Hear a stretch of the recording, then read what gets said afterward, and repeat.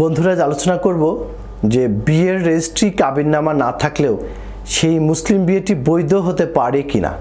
আপনারা দুজন শরীয়ত মতে বিয়ে করেছেন, ঘর সংসারও করেছেন, কিংবা ছেলে মেয়ের বয়স কম থাকায় তখন বিয়েটা রেজিস্ট্রি করা সম্ভব হয়নি আইন অনুযায়ী। এই সুযোগে যে কোনো পক্ষ থেকে বিয়ে অস্বীকার করছেন অথবা ঘর সংসার করতে অপারগতা প্রকাশ করছেন। এখন কি করবেন? কিভাবে বিয়ে প্রমাণ করে আপনি আপনার অধিকার আদায় করে নেবেন?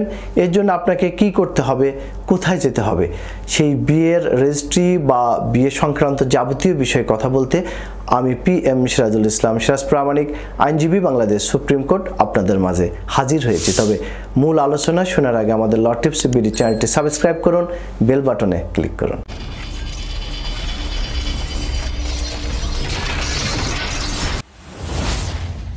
আইন অনুসারে বিয়ে কিন্তু একটি দেওয়ানি চুক্তি। অন্যান্য চুক্তির মতোই এক্ষেত্রে দুটি পক্ষ থাকে। এক পক্ষ বিয়ের প্রস্তাব করে আর অপর পক্ষ সেটা অ্যাকসেপ্ট করে, গ্রহণ করে। আমাদের 1961 সালে প্রণীত মুসলিম বিবাহ আইন অনুযায়ী পুরুষের বয়স হতে হবে 21 বছর, আর যার সঙ্গে বিয়ে হবে সেই মেয়েটির বয়স হতে হবে 18 বছর। বিয়ের জন্য ছেলে এবং মেয়ের উভয়েরই স্বাধীন সম্মতি থাকতে হবে। প্রস্তাব দান এবং গ্রহণ একই মজলিসে সাক্ষীর সামনে হতে হবে। এটিই হচ্ছে বিবাহ বন্ধন সংগঠিত হওয়ার প্রিকন্ডিশন, অর্থাৎ পূর্ব শর্ত। মনে রাখবেন, কেউ যদি বল প্রয়োগে আপনার বিয়ের সম্মতি আদায় করে অথবা বেঁধে রেখে, ধরে রেখে, আটকে রেখে যদি বিয়েটা আপনাদের মধ্যে সম্পাদিত করে, অবশ্যই সেই বিয়েটি বাতিল হিসেবে গণ্য হবে, বলছেন 21 DLR 213 পৃষ্ঠায় উচ্চতর আদালতের একটি দারুণ সিদ্ধান্ত রয়েছে। আমাদের 1961 সালের মুসলিম পারিবারিক আইনের বিধান অনুসারে সরকার কর্তৃক নিযুক্ত নিকাহ রেজিস্ট্রার দ্বারা অবশ্যই বিবাহটা রেজিস্ট্রি করতে হবে। কাবিননামায় উভয় পক্ষের স্বাক্ষর ছাড়া মুসলিম বিয়ে আইনসম্মতভাবে বৈধ বলে গণ্য করা যাবে না, বলছেন 50 DLR 181 পৃষ্ঠায়। কেউ বিয়ে যদি রেজিস্ট্রেশন না করে তাহলে উক্ত অপরাধের শাস্তি হচ্ছে যে সর্বোচ্চ 2 বছর কারাদণ্ড বা 3000 টাকা পর্যন্ত অর্থদণ্ড বা উভয়দণ্ড। এখন প্রশ্ন হচ্ছে যে কাবিননামা না থাকলে বা বিয়ে রেজিস্ট্রেশন করা না হলে বিয়েটা অবৈধ বলে গণ্য হবে না বৈধ হবে? এটার উত্তর হচ্ছে যে শরিয়া আইনের অন্যান্য শর্ত পূরণ করে বিয়ে সম্পন্ন হলে সেই বিয়েটি আইনগতভাবে বৈধ হবে। বিয়ে রেজিস্ট্রেশন না করার কারণেই বিয়েটি অবৈধ হবে না। তবে অরেজিস্ট্রিকৃত বিয়ে অর্থাৎ আনরেজিস্টার্ড ম্যারেজ নিয়ে প্রশ্ন উঠতে পারে। এই ক্ষেত্রে আমাদের চান মিয়া বনাম রূপনাহার মামলা, যা 51 DLR 292 পৃষ্ঠায় হাইকোর্টের একটি দারুণ সিদ্ধান্ত রয়েছে। উক্ত মামলায় হাইকোর্ট সিদ্ধান্ত দেয়, অন্য কোনোভাবে বিয়ে বৈধ হলে কাবিননামা না থাকলে বা বিয়ে রেজিস্ট্রেশন না হলেও উক্ত বিয়ে অবৈধ বলে গণ্য হবে না। বিশেষ করে শরিয়া আইনের অন্যান্য শর্ত পূরণ করা হলে বিয়ে বৈধ হবে এবং বিয়ে নন রেজিস্ট্রেশনের কারণে অবৈধ হবে না।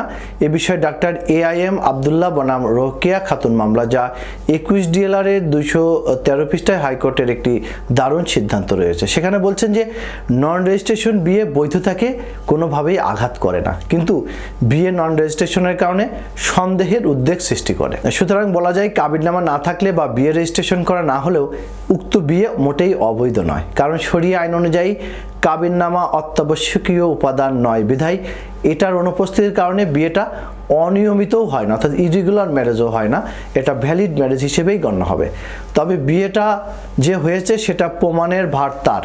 শরীয়ত মতে বিয়ের শর্তসমূহ পূরণ হয়েছে বা বিয়ে হয়েছে তার সপক্ষে তাকে কিন্তু সাক্ষ্য প্রমাণ দিয়েই প্রমাণ করতে হবে।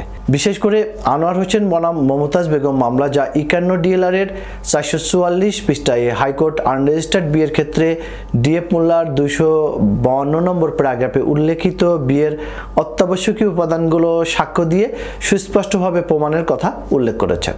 বিশেষ করে ইজাব, কবুল এবং বিবাহের সাক্ষীদের উপস্থিতি যদি সাক্ষ্য দিয়ে প্রমাণ করা যায় তাহলে বিয়ে রেজিস্ট্রেশন করা না হলেও কোনো সমস্যাটা নেই, বিয়েটা বৈধ হিসেবেই গণ্য হবে। আরেকটি প্রশ্ন, দীর্ঘ সময় ধরে চলমান লিভ টুগেদার বিষয়টা, অর্থাৎ একসাথে বসবাস করলে বিয়ে না করে সেটা কি বিয়ে হিসেবে প্রমাণ করা যাবে বা গণ্য করা যাবে কিনা? এক্ষেত্রে উত্তর হচ্ছে না। কাবিননামা না থাকার কারণে কেউ যদি বলে তারা দীর্ঘদিন একসাথে থাকে বা লিভ টুগেদার করে, এই একসাথে থাকা বা লিভ টুগেদার মোটেই বিয়ের প্রমাণ হিসেবে ব্যবহার করা যাবে না। অবশ্যই প্রমাণ করতে হবে যে শরীয়তের শর্ত শর্তসমূহ প্রস্তাব প্রদান, প্রস্তাবের সম্মতি বা কবুল, পক্ষদের স্বাধীন সম্মতি এবং সাক্ষীর উপস্থিতি এগুলো ছিল।